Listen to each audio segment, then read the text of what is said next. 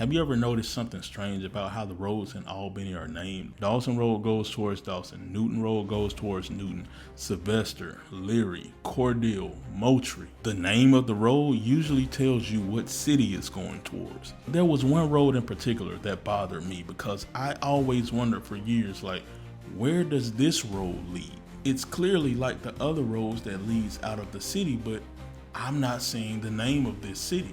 And I'm sure a lot of y'all have driven on this road before, but you probably have never asked that same question: where does this road take me?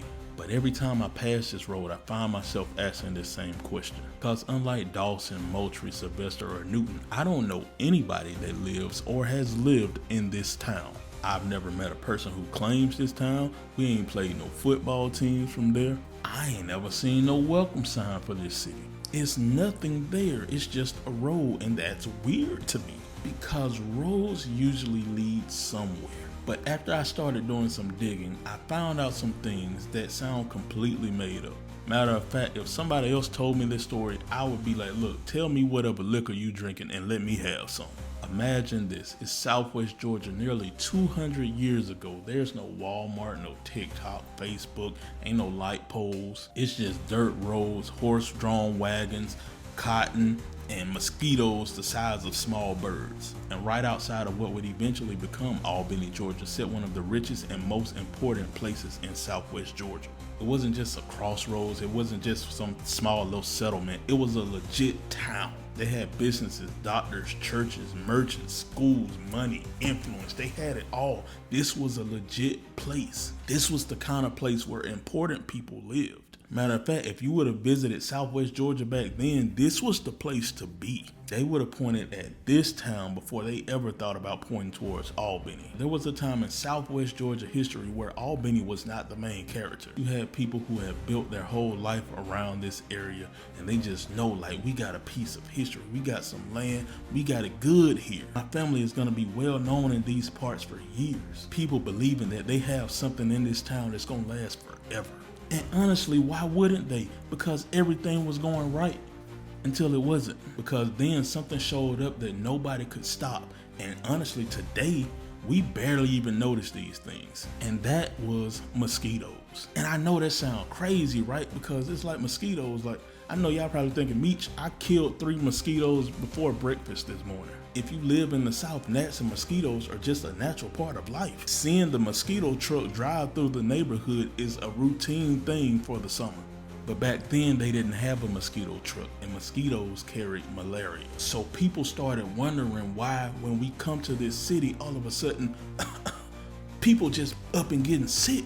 And when people got sick back then, it was during their death sentence.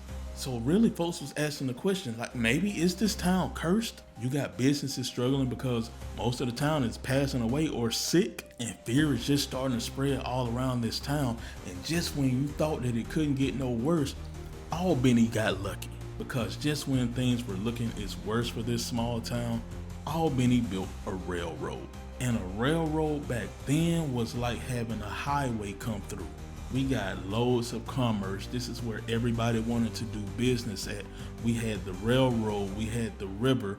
We just had all of the resources to have this booming economy. So of course, Albany became the place that everybody wanted to spend their money, because word on the street was, you go to this little city, you might not leave. Now imagine you own a business in this town, or you have a house in this town, and all of the businesses and all of the customers start to leave, or either they're passing away.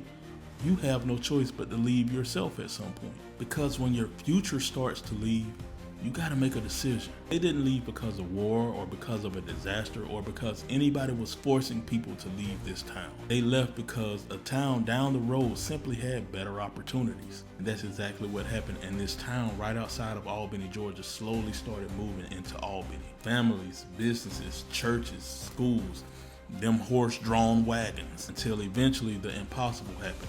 This town disappeared off the map. Not physically, not all at once, but socially, it was gone. Economically, gone. Culturally, gone. Ain't nobody talking about this place no more. This city just stopped mattering altogether. And over time, people forgot that it even existed in the first place. But this is the creepy part. This road that's in Albany that leads to where this town used to be, it didn't forget.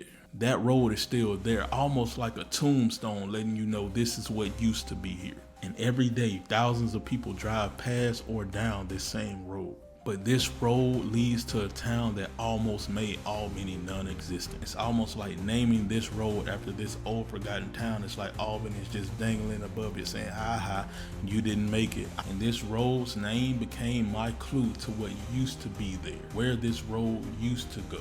So the next time you're driving through North Albany, you'll look at this sign and this road and it'll make you feel a little bit different. You might even drive all the way down this road to see what you can see out there. I'm telling you right now, you ain't gonna see much of nothing, because that road is named after a town that history almost erased completely. And that town's name is Palmyra, the forgotten city that was once positioned to be the crown jewel of Southwest Georgia. But instead, mosquitoes weakened it and that railroad came through and finished the job. Honestly, if this road was not named after this city, nobody would even know that it ever existed. And for nearly 2 centuries, Palmyra has been waiting for somebody to ask the question, where does this road lead to? And now you know.